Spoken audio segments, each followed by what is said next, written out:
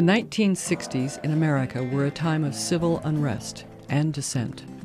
The escalating war in Vietnam, along with the civil rights movement, encouraged people to find their voice and to use it. Because the American protesters are holding out the last hope. University campuses became protest hotbeds as many young, educated Americans were drafted against their will into military service.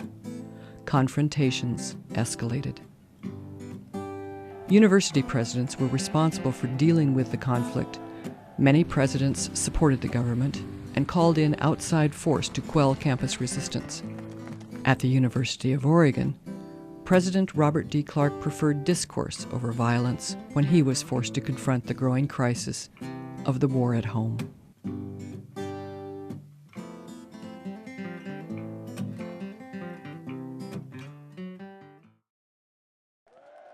It was pretty clear that across the country, the anti-war feeling was rapidly increasing. So when you're 17, 18, 19 years old, you're thinking, I'm next.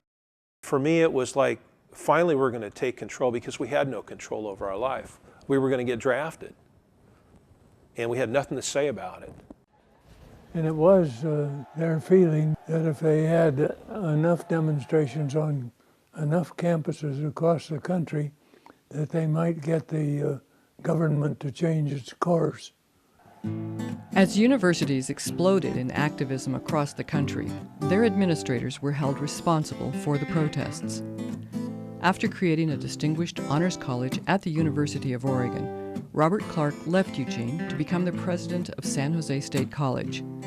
There, he led the campus through some of the most turbulent moments of racial strife in the history of the country. After successfully guiding the school through the 1960s, Clark returned to Eugene to become the president of the University of Oregon.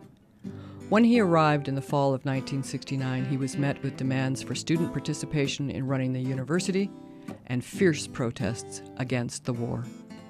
They wanted me to end the war in Vietnam, and I couldn't do it.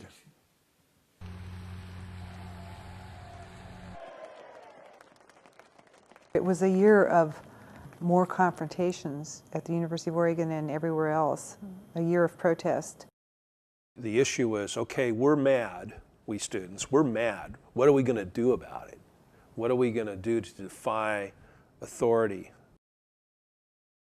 The ROTC was a quite controversial issue on this campus, and there were students and some faculty members who believed that the fact that the University of Oregon supported ROTC meant that the University of Oregon was giving support to the Vietnam War.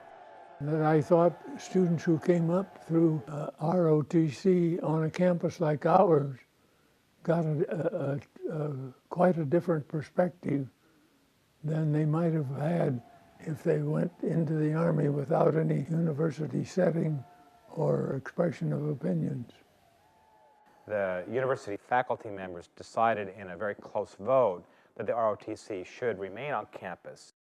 Immediately after the University Senate had voted on April 15, 1970, an angry mob of students stormed the ROTC building and proceeded to march through it and destroy it.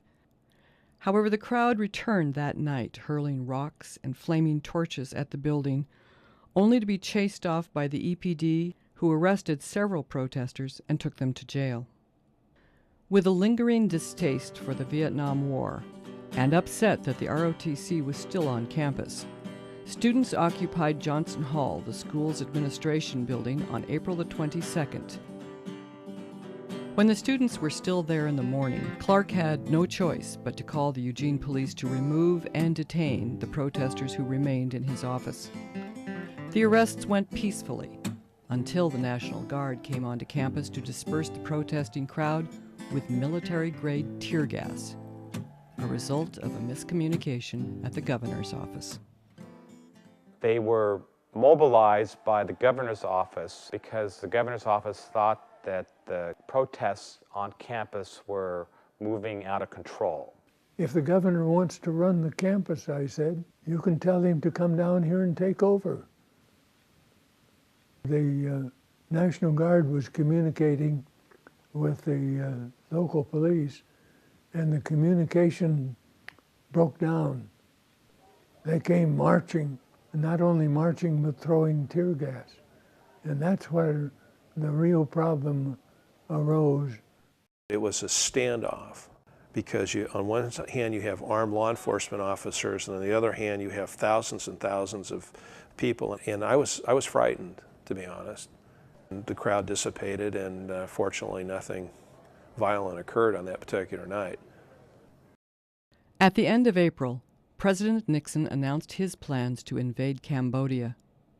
University campuses exploded in activism against the expanding war. But on Monday, May 4th, the collective voice of the nation was silenced. It's one thing to protest, it's another thing to get shot. Kent State was the moment that many point to as the climax of the anti-war protests. I was frightened about what could happen because they were just students like we were. And one slip finger and it's all over. He felt devastated by that. He stood out in the front steps of Johnson Hall and addressed the students about Kent State. Things quieted down a lot because now you're thinking, if it can happen there, it could happen here. I think Robert Clark was the right person to deal with the University of Oregon because it was a wild time. As the country worked through what was to become one of the darkest stains on its history, the leaders of universities became major contributors to the outcome. Robert Clark was willing to work with students rather than against them, which enabled him to protect their interests and their safety. Because of his unwavering resolve and dedication to respect, he proved that force is rarely the path to victory. To this date, I can tell you that in this man was no artifice, but the candor, the courage, the intellectual honesty, the devotion to ideals that we still hold dear was real and genuine.